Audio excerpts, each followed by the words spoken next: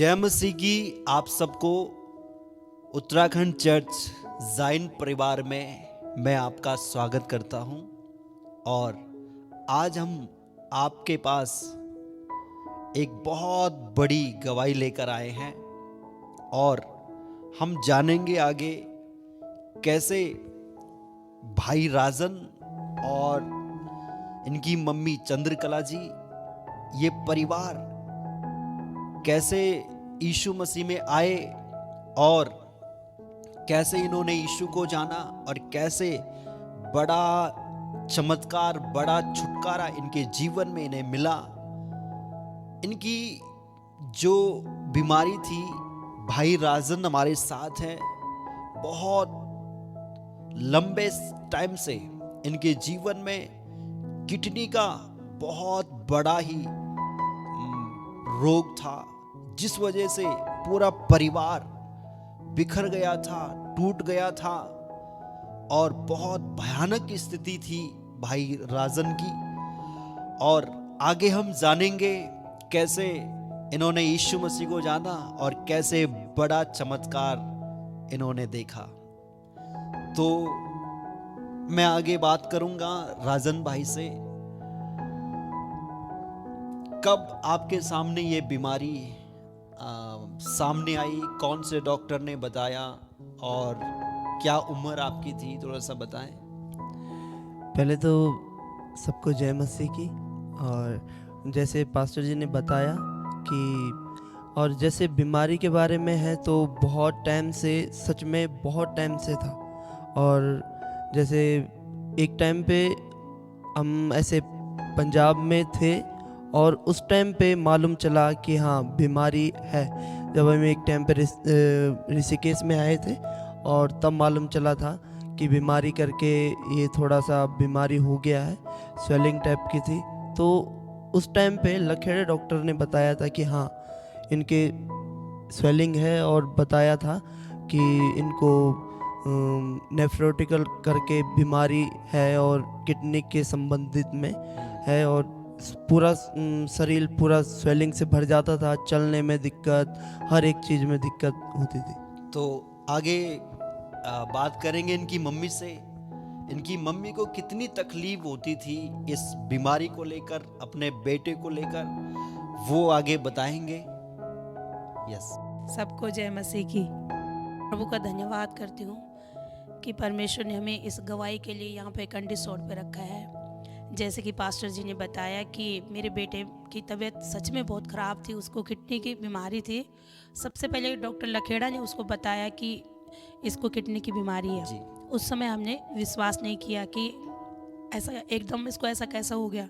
लेकिन जब हमने चंडीगढ़ पीजीआई में भी इसको लेके गए, वहाँ पे इसका इलाज चला, तो ये चीज़ें बढ़ती ही जा रही थी।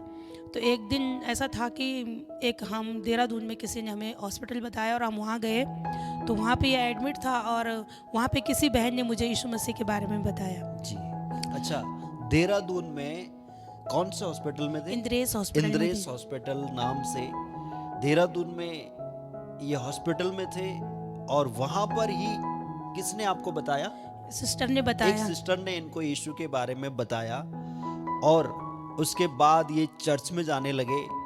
और यहाँ पर कंडीसौड़ में तब चर्च नहीं थी। नहीं, तब चर्च नहीं थी यहाँ पे। तो जैसे आपको चर्च का पता लगा, फिर उसी समय में यहाँ भी चर्च आ गई। हाँ जी, तब यहाँ पे भी चर्च आ गई थी। और उसके बाद भी बीमारी चलती रही। हाँ, बीमारी तो थी उस समय तक। फिर हमें जब हम प्रार्थना में बढ़ने लगे, हमें यीशु मसीह के बारे में पता चला कि परमेश्वर हमारे लिए बलिदान हुआ, तो उस बात को हमने पकड़ लिया। पास्टर जी ने प्रार्थना किया और हमें पता ही नहीं चला कि हम तो दवाई करा रहे थे, क्योंकि हमें दवाई पे ज़्यादा विश्वास था। लेकिन जब हमने यीशु मसीह को, सच्चाई को जाना कि परमेश्वर हमारे पापों के लिए, हमारे लिए क्रूस पे बलिदान हो गए, हमने उस चीज़ को पकड़ा और जो पास्टर जी हमें वचन बताते थे उसको भी हम पकड़ लेते थे कि ये चीज़ हमारे लिए। और आज मेरा बेटा चंगा भला है। आमेन। तो आपसे मैं जानना चाहूँगा, ताकि जो लोग ये गवाही सुन रहे हैं सब लोग इस बात को जाने, कितने हॉस्पिटल में आपने दिखाया? हमने- पीजीआई हॉस्पिटल चंडीगढ़ में चंडीगढ़। बहुत बड़ा हॉस्पिटल है। और मैं जानना चाहूँगा अपने जो घर के और भी चीज़ों को आपने किया होगा। हमने बहुत पूजा पाठ भी करवाई और जितना हमसे होता था हमने सब कुछ करवाया, लेकिन वो चीज़ें हमारे लिए कुछ भी लाभदायक नहीं थी, क्योंकि हम उसमें कर्जे में डूबते जा रहे थे। क्योंकि हम इधर उधर से पैसा, क्योंकि उतनी आमदनी हमारी भी नहीं थी, क्योंकि मेरा बेटा बहुत बीमार था, उसमें बहुत पैसा लग रहा था, क्योंकि ये एडमिट रहता था 2.5 महीना 2 महीना जोली ग्रांड में, इंद्रेस हॉस्पिटल में, सारे हॉस्पिटल जितने हैं, मैं उतना बहुत हॉस्पिटलों के बारे में जानती हूँ। देहरादून या ऋषिकेश में कोई भी हॉस्पिटल ऐसा नहीं जो हमने छोड़ा होगा।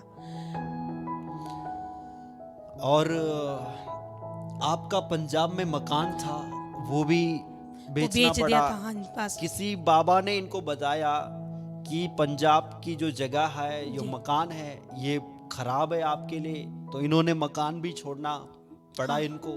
फिर ये इस कंडी सौड़ में आए, उत्तराखंड अपने गांव में, और यहाँ इन्होंने मकान बनाया। और मैं आपसे कहना चाहता हूँ कि जैसे इन्होंने यीशु मसीह को जाना, ये चर्च में जाते रहे, कभी देहरादून गए और पास के एक गांव में चर्च है, वहाँ भी ये गए बीच में। लेकिन मैं आपको बताना चाहता हूँ, हम यहाँ पर 2016 में आए और उसके दौरान इनसे, इस फैमिली से मुलाकात हुई। उसके बाद भी राजन की कई बार तबीयत ऐसे खराब हमें देखने को मिली।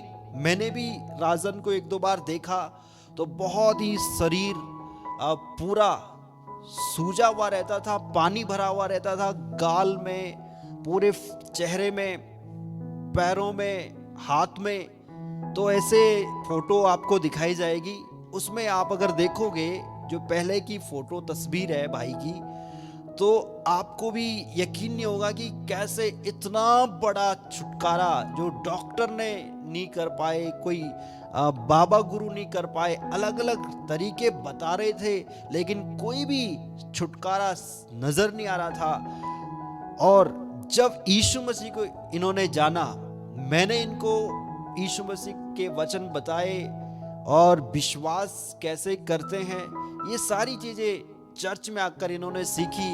और मैं आपको बताना चाहता हूँ, इस परिवार ने भी अपना दिल खोला प्रभु के लिए। जब कंडी सौड़ में हमारे पास भवन नहीं था, जगह नहीं थी, तो उस दौरान इन्होंने अपना घर चर्च के लिए दे दिया। और काफ़ी लोग चर्च में उस समय जुड़ गए थे। हमारे आने वाले करीब 180 लोग आते थे। अपना घर यहाँ पर बड़ा सा हॉल था उसमें, तो अपना घर इन्होंने प्रभु की आराधना के लिए दे दिया और साथ में सेवा भी करने लगे। कब बीमारी खत्म हुई, कब दवाई खत्म हुई, और आज 4-5 साल से ज्यादा हो गया बिना दवाई के, और नॉर्मल भाई हमारे साथ प्रभु की सेवा में हैं, दौड़ भाग करते हैं, मेहनत करते हैं, दोनों राजन भी और राजन की मम्मी भी, और बहुत आनंदित हैं। ये सब किया यीशु मसीह प्रभु ने। तो आपको हम ये बताना चाहते हैं, हमारा परमेश्वर कितना सामर्थी है और कितना अद्भुत है। वो हमारी प्रार्थना सुनता है, हमारी मेहनत को, हमारे जो योगदान हम प्रभु के लिए, प्रभु की सेवा के लिए देते हैं, उसे वो देखता है। और बड़ा चमत्कार, बड़ी आशीष, जैसे भाई राजन ने बहुत बड़ी किडनी की प्रॉब्लम से, डॉक्टर ने यहाँ तक कि बता दिया था कि इलाज नहीं हो पाएगा और दवाई खानी पड़ेगी जिंदगी भर, और कोई ऐसा कोई पक्का प्रमाण भी नहीं है कि जिंदगी आगे बढ़ेगी। लेकिन आज बिना दवाई के भाई हमारे साथ में है, और इसका हम प्रभु के नाम के लिए बहुत धन्यवाद देते हैं। और आप सबको जय मसीह की। God bless.